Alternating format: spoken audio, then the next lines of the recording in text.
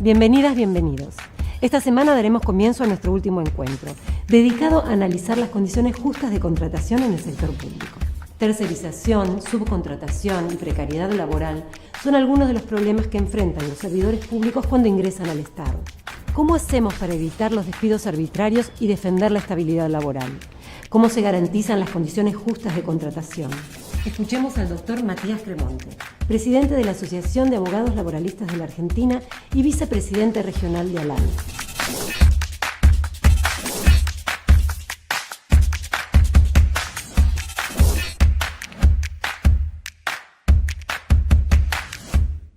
El reconocimiento a los sindicatos,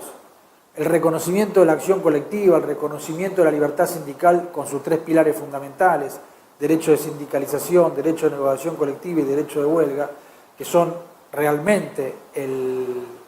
lo determinante a la hora del mayor o menor reconocimiento de derechos de los trabajadores, tiene pendiente a nivel general un reconocimiento de las condiciones de trabajo. Es decir, en la mayoría de nuestros países, incluso en Europa, la posibilidad de que los derechos de los trabajadores del sector público sean reconocidos en un nivel general o en un nivel incluso supranacional viene desde atrás. En las condiciones de contratación se ve claramente el avance de la flexibilización laboral o de la precariedad laboral en el sector público. En algunos son contrataciones de obra, en otros son contrataciones de locación de servicios, en otros son contrataciones especiales al margen de la ley de presupuestos o previstas en un renglón o ítem especial del presupuesto, pero su característica esencial, de algún modo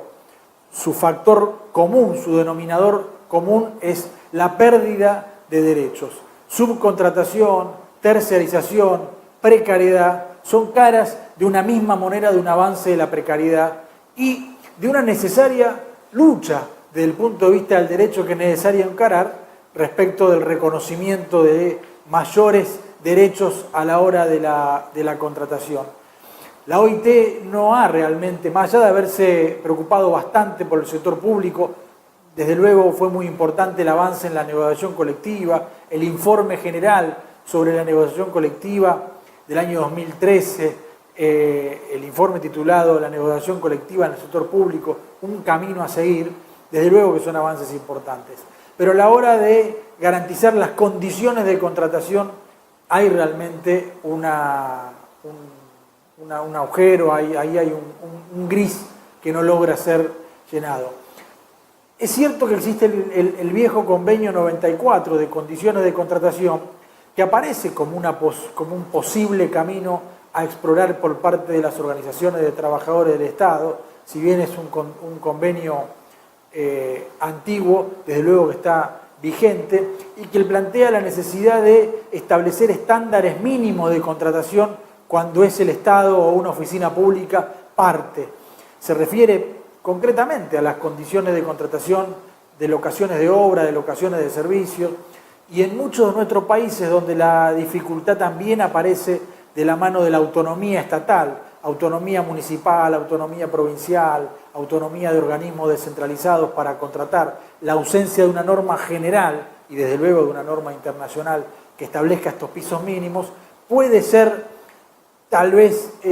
mejorada o acompañada,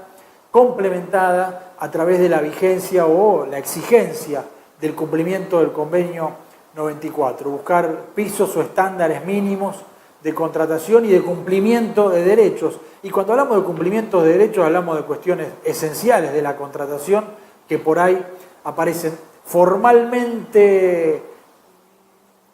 garantizados, pero en los hechos absolutamente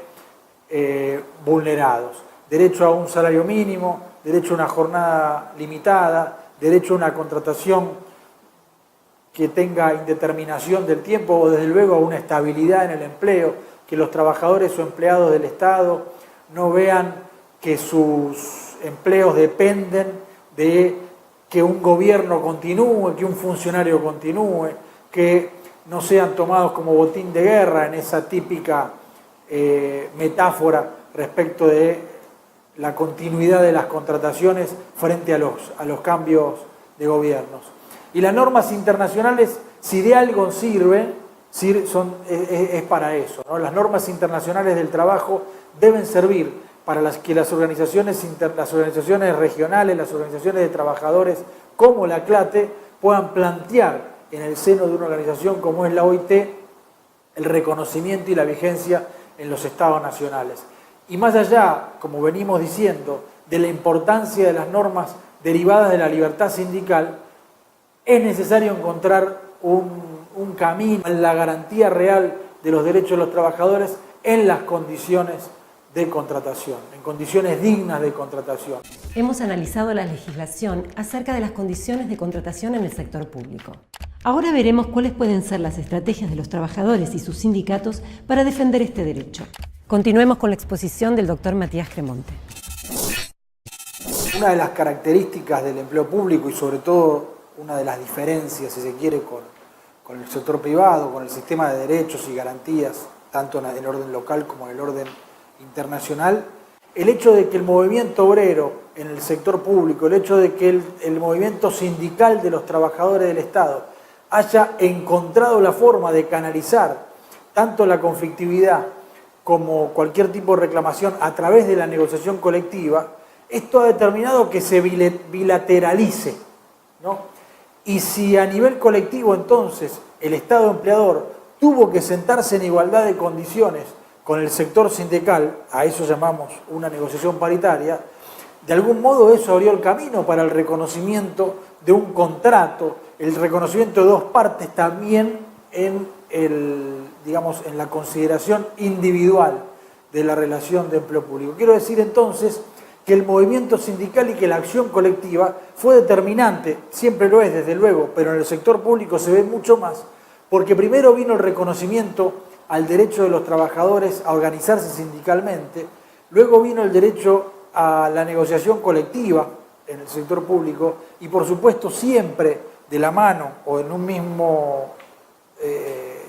sitial el derecho de huelga en el sector público, que ha marcado este camino a reconocer a los trabajadores del Estado justamente como trabajadores y como tales, como parte del derecho del trabajo o como parte del derecho social.